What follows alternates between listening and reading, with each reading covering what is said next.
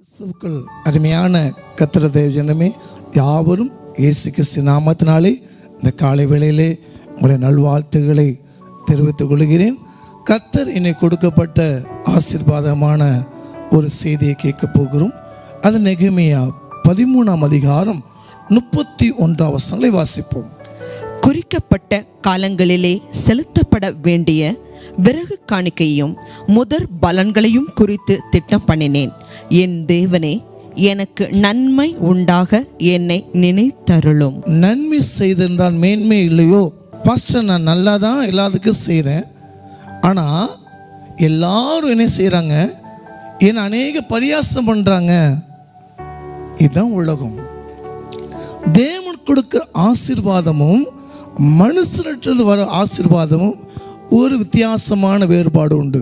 எந்த காரியத்தை செய்தாலும் கர்த்தர் என்ன செய்கிறாரமா, அவன் நினைத்திருக்கிறாரமா. ஒரு பசியானவனுக்குன்னு ஒரு ஆகாரத்தை கொடுத்தாருங்க, சரி. ஆண்டவர் சொல்லுகிறார், 2 ஆடை இருந்தால் ஒரு ஆடை ஒருத்தர் கொடுங்க. பசி அவனுக்கு ஒன்று ஆகாரத்தை கொடு. உங்களுடைய ஜெபம், உங்கள் கண்ணீர், ஊழியத்துக்காக செய்யப்பட்ட எல்லா காரியத்தையும் கர்த்தர் என்ன செய்வார், அவன் நினைத்திருக்கிறார். சீசன் என்ற நாமத்தினாலே ஒரு கலசம் தண்ணி கொடுத்தாலும் அந்த பலனை நிச்சயமா கர்த்தர் தருவார். ஆண்டவர் சொல்லுவான், கண்ணீரோடு விதைக்கிறவன் கம்பீரத்தோடு இருப்பான். ஏசப்பா, என் கஷ்டம் உங்களுக்கு புரியலையா? என் கண்ணீர் புரியலையா? என் வேதனை உங்களுக்கு புரியலையா? ஆண்டவர் சொல்லுகிறாரு, உங்கள் தாயின் கருவிலே உங்களை உருவாக்க முன்பாகவே உங்களை தெரிந்து கொண்டிருக்கிறார். நீங்கள் எப்போ ஞானஸ்தானது ஆண்டோடைய கட்டளை கீழ்ப்படிங்கோ, அப்பயே இயேசு யாருன்னா உங்கள் சகோதரன். அப்போ பிதா யாருன்னா தகப்பன். இயேசு கிறிஸ்துடைய குடும்பத்தை நம்ம வருகிறோம்.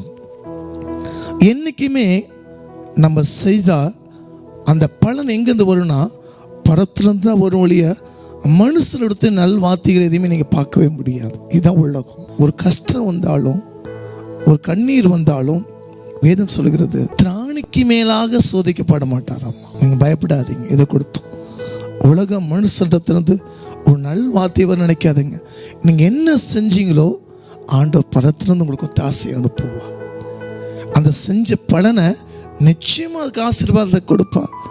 ஒரு ஆலய காரியத்தை செய்திருப்பீங்க, ஜெபித்திருப்பீங்க, உங்கள் கண்ணீர் எல்லாம் என்ன செய்வா, அளந்து வைப்பாராம். நான் செஞ்சேன், எங்கள் அப்பாவுக்கு, எங்கள் தம்பிக்கு செஞ்சேன், எங்கள் அண்ணனுக்கு செஞ்சேன், ஒரு பலன் இல்லை. நீங்கள் செஞ்சது அத்தனையுமே கர்த்தர் பார்த்து கொண்டிருக்கிறார். உலக கொடுக்க முடியாத சமாதானத்தை நான் இந்த பூமியிலே வைத்திருக்கேன் என்று சொல்லியிருக்கிறார். அன்பான கர்த்தர் தேவ ஜனமே, நம்ம ஆண்டவர் முட்டு பார்ப்போம்.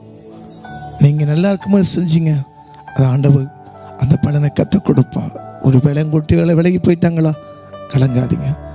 அவர் ஒருவர் மட்டும் என்றைக்கும் யார் இழந்தாலும் இயேசு மட்டும் வாழ்க்கை இழந்துடாதீங்க. அவரே எல்லாவற்றையும் நன்மையை செய்வார்.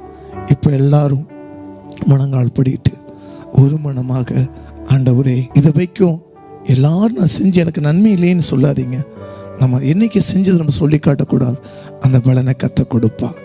கண்களும்படி நம்ம செபிப்போம். நான் அநேகருக்கு நான் செஞ்சேன், என் வாயின் வார்த்தையை நான் அறிக்கை செய்தேன், ஆனால் இன்னைக்கு நீங்க செஞ்ச பலன், ஒரு ஊழியக்கானுக்கு கொடுக்கப்பட்ட காணிக்க, ஊழியக்கான உதவி, ஒரு ஆகாரத்தை நீங்க கொடுத்துருக்கலாம்.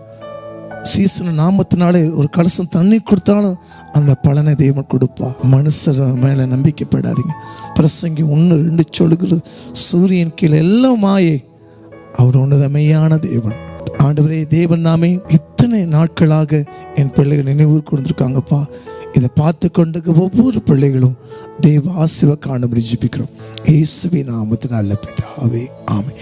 நிச்சயமாகவே நீங்கள் என்னென்ன பலன் பண்ணீங்களோ ஆண்டவர் உங்களை நினைச்சிருக்கிறார். இன்றைக்கு ஆண்டவர் அந்த பலனை எதிர்பாருங்க. கர்த்தர் படத்திலிருந்து உங்களுக்கு ஒரு ஆசை அனுப்புவார். God bless you.